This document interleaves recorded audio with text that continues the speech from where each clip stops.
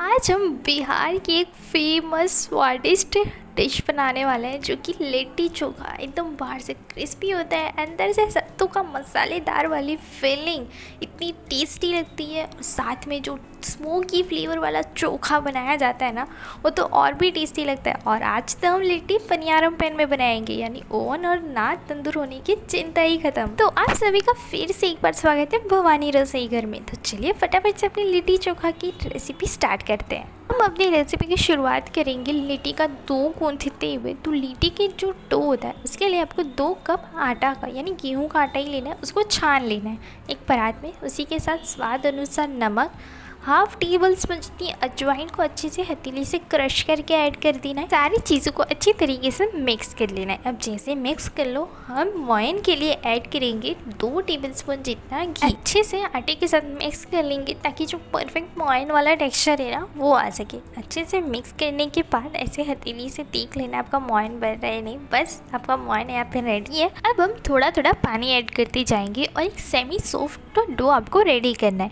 मतलब आपका जो डो है वो बहुत ज़्यादा सॉफ्ट और चिकना नहीं होना चाहिए। अगर डो सॉफ्ट और चिकना हुआ तो आपकी जब सत्तू की फीलिंग फिल करोगे लिट्टी के अंदर तो वो सही से नहीं बनेंगी, सील नहीं हो पाएंगी। और डो बहुत ज़्यादा हार्ड हुआ तो लिट्टी बहुत ज़्यादा हार्ड हो जाएंगी। इसलिए आपका जो डो है वो कुछ इस तरीके से सेमी सॉफ्ट होना चाहिए। थोड़ा थोड़ा पानी ऐड करती हुए सेमी सॉफ्ट सा डो गूँथ लेना है। अब डो गूँथने के बाद इसको देंगे रेस्ट, जिससे हमारी लिट्टी और भी परफेक्ट होंगी। जब तक डो रेस्ट कर रहे हैं तब तक हम अपनी चोखा की प्रिपरेशन कर लेंगे। तो चोखा मीन्स बेसिकली होता है बैंगन का भरता। तो यहाँ पे जो भरते वाले बैंगन आते हैं उनको हमने वॉश करके पोंछ लिया है। फिर बैंगन में बीच में से नाइफ़ की हेल्प से कुछ इस तरीके से कट लगा लेना है और बीच में लहसुन की कलियाँ फिल कर देनी है। इससे तो एक क्या होगा, एक तो लहसुन का जो फ्लेवर है वो भी अंदर तक चला जाएगा और हमारे जो बैंगन है वो भी अंदर तक बहुत सही तरीके से कुक हो पाएंगे। तो हमने यहाँ पे टोटली 2 बैंगन लिए। दोनों बैंगन को कुछ इसी तरीके से कट लगाकर लहसुन की कलियाँ अंदर ऐड कर देंगे। अब आलू हम यहाँ पर करने वाले हैं रोस्ट। आप चाहे तो इनको बॉईल करके बारीक चॉप भी कर सकते हो या फिर इनको मैश भी कर सकते हो। हम आलू को रोस्ट करेंगे ताकि वो और भी बढ़िया सा स्मोकी सा फ्लेवर आ सके। और आलू को बीच में से कट लगा देना है अगर आप रोस्ट कर रहे हो। और फिर अच्छे से आलू, बैंगन और जो हरी मिर्च हमने लिए, एक ही हरी मिर्च लिए, इनको अच्छे से ऑयल से ग्रीस कर लेना है ताकि जो रोस्टिंग का प्रोसेस है वो एकदम सही तरीके से हो सके। फिर नेक्स्ट स्टेप में गैस के ऑन करके उसके ऊपर एक जाली रखिए। अपने आलू को एक साइड कुक होने देंगे यानी रोस्ट होने देंगे। अच्छे से बीच बीच में पलटते रहने, लो टू मीडियम फ्लेम पर इनको अच्छे से रोस्ट करेंगे और अच्छे से पलटते भी जाएंगे हर 5 से 6 मिनट में, ताकि वो इवनली अच्छी तरीके से कुक हो सके। सेम दूसरा गैस भी ऑन करेंगे, एक जाली रखेंगे और अपने बैंगन को भी कुछ इसी तरीके से लो टू मीडियम फ्लेम पर अच्छे से कुक करेंगे यानी रोस्ट करेंगे। बीच बीच में पलटते रहना है ताकि वो हर तरफ से इवनली कुक हो सके। और बढ़िया से बैंगन को आपको तब तक कुक करना है जब तक वो कुछ इस तरीके से अच्छे से सॉफ्ट नहीं हो जाता। सिंपली नाइफ इंसर्ट करके देखिए, इस तरीके से आपको बैंगन सॉफ्ट हो जाएगा और हल्का सा सिकुड़ चुका होगा। और बैंगन को अच्छे से सीख लो ना यानी रोस्ट कर लो। फिर मिर्ची, हरी मिर्च जिसको हमने ऑयल से ग्रीस करके रखा था उसको भी सीख लेना है। और जो लास्ट इंग्रेडिएंट हमें सीखना है वो है टमाटर। 3 टमाटर लिए थे, उनको भी सेम हमने ऑयल से ग्रीस करके अच्छे से लो टू मीडियम फ्लेम पर बढ़िया से सीख लिया है। और जो हमने आलू को भी रोस्ट करने के लिए रखा था वो भी अच्छे से कुक हो चुके हैं, इनको भी निकाल लेंगे। और इन सारी चीज़ों को अब आपको अच्छी तरीके से ठंडा होने देना है। जब तक ये सारी चीज़ें अच्छे से ठंडी हो रही है तब तक हम अपनी लिट्टी के अंदर फिल करने के लिए बनाएंगे अपनी सत्तू वाली फीलिंग। तो सत्तू की फीलिंग बनाने के लिए हमने एक बोल में 1 कप प्लस 2 टेबलस्पून जितना सत्तू ले लिया है। उसी के अंदर हम स्वाद अनुसार नमक ऐड करेंगे, 1 टीस्पून लाल मिर्ची पाउडर, 1 टीस्पून कलौंजी, 1 हरी मिर्च को बारीक चॉप करके ऐड करेंगे। साथ में 2 मीडियम साइज़ के प्याज को भी बारीक चॉप करके ऐड करेंगे। साथ में हाफ टेबलस्पून जितना अचार का मसाला, कोई भी अचार का मसाला यूज़ कर सकते हो आप।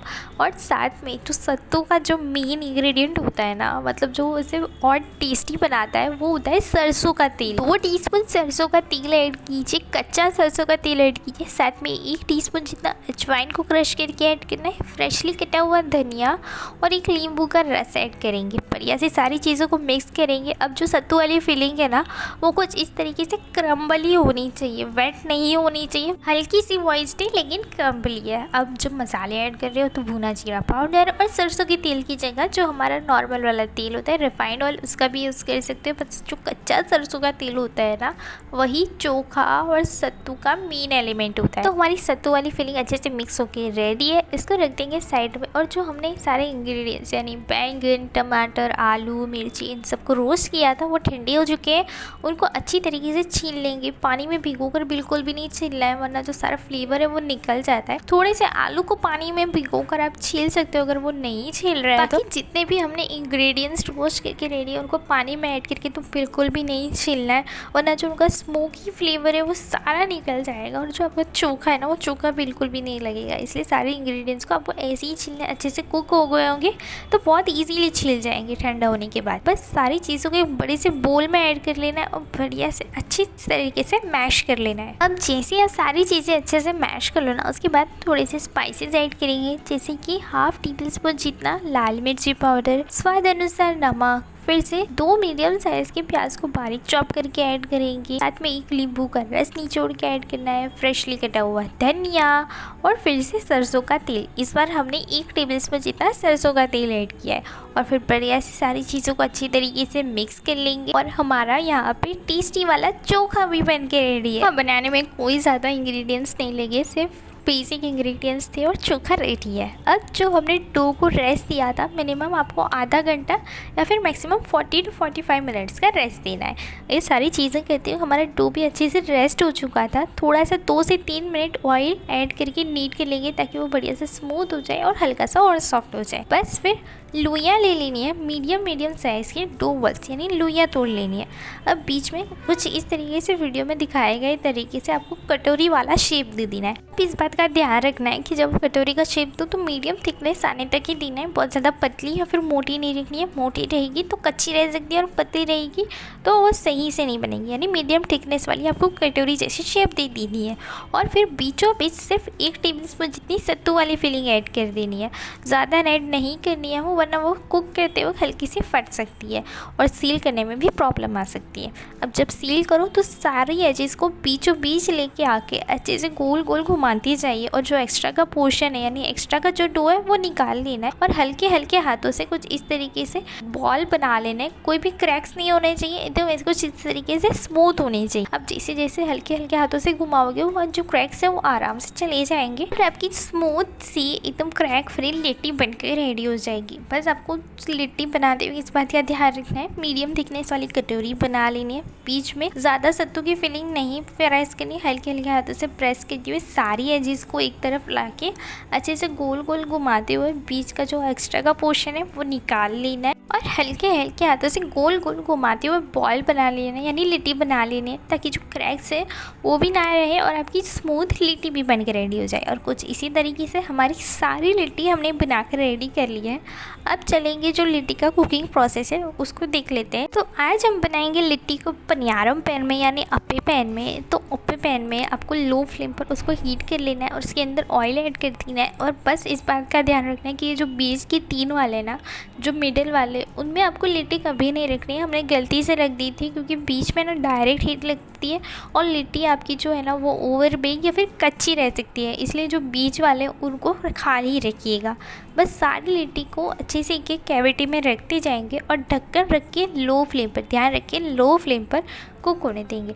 दूसरी तरफ पे हमने एक पैन रख दिया है, पैन के अंदर फिर से ऑयल ऐड करेंगे और जो बाकी की बची हुई लिट्टी है वो भी सारी रख देंगे और फिर से इनको भी ढक्कन रख के अच्छे से लो फ्लेम पर कुक होने देना है। ध्यान रखिए सारे जिसमें भी आप लिट्टी कुक कर रहे हो लो फ्लेम पर ही कुक करना है, बीच बीच में पलटते रहना है। अब ये जो मिडल वाली जो 3 लिट्टी थी उनको हमने फिर पैन में शिफ्ट कर दिया था क्योंकि बहुत जल्दी कुक हो रही थी, इससे ओवर कुक या फिर जो कच्चे रहने के चांसेस थे, इसलिए फिर हमने उनको दूसरे वाले जो पैन उसमें ट्रांसफ़र ट्रांसफ़र कर लिया था।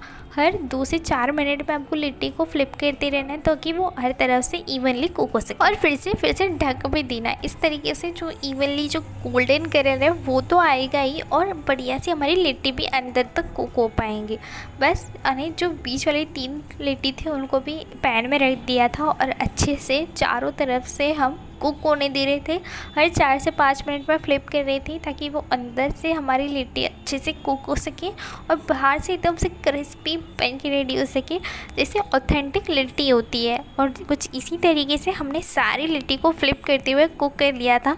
अब लास्ट प्रोसेस है, यानी लास्ट स्टेप है। जब भी आप लिट्टी को अच्छी तरीके से सीख लो, फिर ये जो साइड वाला पार्ट होता है, मिडल वाला नहीं, साइड वाला पार्ट, उसको आपको जाली पे रख के कुक करना है ताकि अगर थोड़ा बहुत भी कच्चापन होता है तो वो भी निकल जाए और बढ़िया से और भी क्रिस्पी हो जाए। कुछ इस तरीके से साइड में खड़े रखते हुए, मतलब लिट्टी को खड़ा रखना है और फिर कुक कर लेना है। बस फिर क्या, गर्मा गर्म लिट्टी को हल्का सा क्रश करके घी में डिप कीजिए। इससे तो जो आपका लिट्टी का टेस्ट है ना वो तो और भी बढ़ जाने वाला है। और गर्मा गर्म लिट्टी को सर्व कीजिए, इससे तो और भी बढ़िया टेस्ट आता है। अपनी लिट्टी को अपने टेस्टी चोखा के साथ सर्व कीजिए, साथ में चटपटी ग्रीन चटनी यानी हरी वाली चटनी तो ज़रूर रखिएगा।